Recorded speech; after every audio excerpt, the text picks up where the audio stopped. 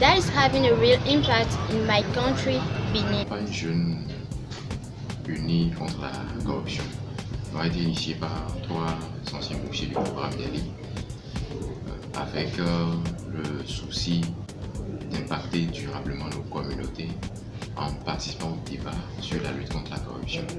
Donc, nous avons d'abord commencé à impliquer de jeunes artistes de chez nous qui ont composé un hymne pour cette campagne-là, parce que nous avions véritablement à cœur d'intégrer les jeunes, quels qu'ils soient et quelle que soit leur ethnie, leur race et leurs intérêts. Ensuite, nous sommes allés dans diverses communes du Bénin, dans lesquelles nous avons mené des séances de travail et de formation à l'endroit des agents, des mairies, des préfectures, donc, qui ont vu leur capacité renforcée par l'autorité nationale de lutte contre la corruption dans le sens de la compréhension de la loi portant lutte contre la corruption au Bénin. Donc, il y a eu l'étape de Porte-Novo, celle de Paracou, Nati Tengou, Boïcon et également à Plakou. Dans chacune de ces communes-là, les agents ont participé en grand nombre, 50 minimum par commune, et ont véritablement eu à cœur de comprendre le fondement même de la loi portant lutte contre la corruption. Certains l'ont découverte à travers ces formations-là. Donc pour nous, ça a été un réel impact de porter cette loi-là vers ces agents-là qui, pour certains, ne la connaissaient du tout pas, alors qu'elle s'applique également à eux, notamment sur les questions de déclaration des biens lorsque vous entrez en fonction ou lorsque vous prenez un poste dans la fonction publique. And to put an end to that phenomenon, we should first start by putting in the mind of the young people that corruption is not helping the country to get developed. If you want to get our country developed, if you want to bring a hopeful future for our brothers and sisters, we should put an end to that phenomenon, to corruption, and to do that we need to teach them what is really corruption and to let them know that corruption is not helping the country. Une jeune unie contre la corruption, dans sa phase pratique, a intégré également les débats causeries avec les jeunes. Les discussions ont porté sur la lutte contre la corruption, la bonne gouvernance et les principes d'intégrité et d'honnêteté. Nous étions dans les villes de Porte-Novo et de Paracou, dans les centres American Corners, dans les villes de Nati Tengou, d'Aflaou et de Boïcon, dans les centres d'enseignement général, les CEG1. Les jeunes, lors des discussions, étaient très réceptifs et dynamiques.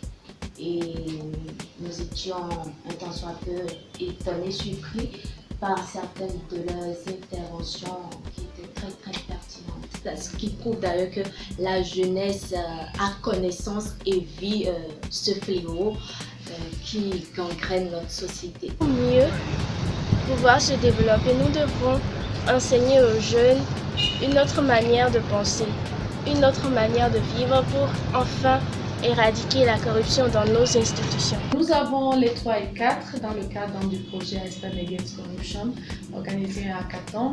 Nous avons réuni environ 25 jeunes qui ont travaillé pendant 2 jours. Ils ont produit des applications, ils ont laissé parler leur imagination. Ils sont allés sur des axes variés. Ils nous ont donc fait des propositions d'applications qu'un jury a eu à apprécier. 3 meilleures applications reçues dans les prix, mais en même temps, ils seront réguliers pour qu'en 2018, définitivement, la lutte contre la corruption soit davantage modernisée, que les citoyens puissent dénoncer les faits sans risque de représailles ou avec plus de sécurité. Les applications vont révolutionner donc la question de la lutte contre la corruption et mettre en même temps le Bénin sur l'orbite de ces pays-là qui ont réalisé les actions sur la lutte contre la corruption, après le Kenya, après la Tunisie.